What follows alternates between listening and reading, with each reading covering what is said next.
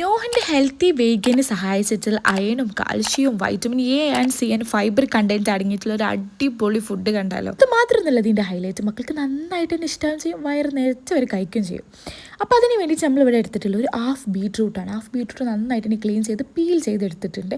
എന്നിട്ട് ജസ്റ്റ് ഒന്ന് മിക്സിയിലിട്ടിട്ട് ഗ്രൈൻഡ് ചെയ്തെടുക്കുക. എന്നിട്ട് നമ്മളറിയാതെ വലിയ പീസൊന്നും പെട്ടിട്ടില്ലല്ലോ എന്നുള്ളത് റീചെക്ക് ചെയ്യുന്നത് എന്തുകൊണ്ട് നല്ലതാണ്. അടുത്തൊരു മെയിൻ ഇൻഗ്രീഡിയൻ്റ് ആണ് കുന്നങ്കായ പൗഡർ. കുന്നങ്കായ പൗഡർ അറിയാത്തൊരു മലയാളി അമ്മമാരും ഉണ്ടാവില്ല എന്നാണ് എൻ്റെ ഒരു വിശ്വാസം. നോക്ക് 6 months തൊട്ടേ സ്റ്റാർട്ട് ചെയ്തിട്ടുള്ള ഒരു പൗഡറാണിത്. അത് 4 സ്പൂൺ എടുത്തിട്ടുണ്ട്. യൂഷ്വലി ഞാൻ അതൊക്കെ വീട്ടിൽ നിന്നാണ് പൊടിച്ചെടുക്കാറുള്ളത്.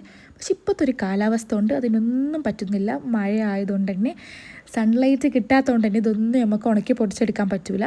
അപ്പോൾ മാർക്കറ്റിൽ കിട്ടിയിട്ടുള്ള ഡീസൻ്റ് ആയിട്ടുള്ള ഒരു ബ്രാൻഡിൽ നിന്ന് ഞാൻ ഈ സംഭവം ഒപ്പിച്ചെടുത്തിട്ടുണ്ട്. എന്നിട്ട് അതിലോട്ട് നമ്മൾ ബീട്രൂട്ടിൻ്റെ പ്യൂരെ ഒഴിച്ച് കൊടുക്കുന്നുണ്ട്. എന്നിട്ട് സെയിം ചാറിലോട്ട് കുറച്ച് വെള്ളം ഒഴിച്ചിട്ട് അതും ഇതിലോട്ട് ഒഴിച്ച് കൊടുക്കുക. എന്നിട്ട് നന്നായിട്ട് തന്നെ മിക്സ് ചെയ്യുക.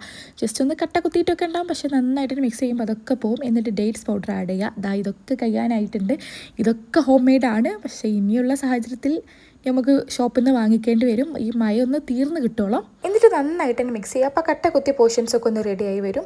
എന്നിട്ട് നമ്മൾ വീണ്ടും കുറച്ച് വെള്ളം ആഡ് ചെയ്ത് കൊടുക്കുന്നുണ്ട്. പിന്നെ ചെറിയൊരു കുക്കിംഗ് ടൈം ഉണ്ട്, അപ്പോൾ നമുക്ക് കുറച്ച് വെള്ളത്തിൻ്റെ ആവശ്യം ഉണ്ടാവും. നല്ല രീതിയിൽ തന്നെ മിക്സ് ചെയ്തിട്ട് നേരെ നമ്മൾ സ്റ്റവിലോട്ട് വെക്കുക. എന്നിട്ട് നല്ല രീതിയിൽ തന്നെ ബോയിൽ ചെയ്തിട്ട് നല്ല തിക്ക് കൺസിസ്റ്റൻസിയിലോട്ട് മാറ്റുക.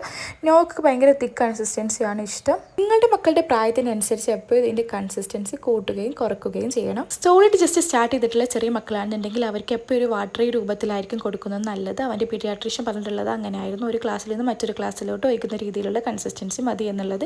അതുപോലെ തന്നെ കുന്നങ്കായ പൗഡർ ആണെന്നുണ്ടെങ്കിൽ അത് മാത്രം, ബീട്രൂട്ട് ആണെന്നുണ്ടെങ്കിൽ അത് മാത്രം. ഒരു 7-8 months ഒക്കെ ആയിട്ടൊക്കെ തുടങ്ങിയാൽ മതി. ഇതൊക്കെ മിക്സ് ചെയ്തിട്ട് അതായിരിക്കും ബെറ്റർ. നോക്ക് ഞാൻ അങ്ങനെയായിരുന്നു ചെയ്തിട്ടുണ്ടായിരുന്നത്.